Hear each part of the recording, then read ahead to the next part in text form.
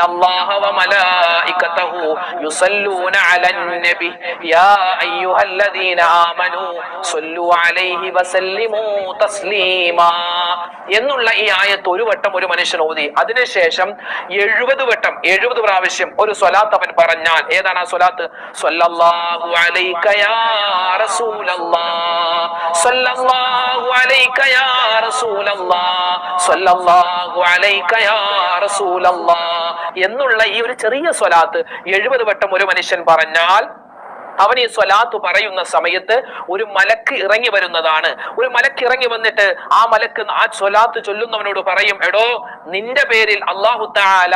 റഹ്മത്ത് ചെയ്തിരിക്കുകയാണ്, നിന്റെ ആവശ്യങ്ങൾ അല്ലാഹുവിനോട് നീ പറഞ്ഞോളി, നിന്റെ ആവശ്യങ്ങൾ അല്ലാഹു പൂർത്തീകരിച്ചു തരുന്നതാണ്, നിന്റെ ദുആ അല്ലാഹു തആല സ്വീകരിക്കുന്നതാണെന്ന് ഒരു മലക്ക് നമ്മുടെ മുഖത്തേക്ക് നോക്കിയിട്ട് പറയുമെന്ന് മഹാനായ ഖാദി ഇയാദ് റഹ്മത്തുള്ളാഹി അലൈഹി അവിടുത്തെ കിതാബിൽ പറയുന്നു.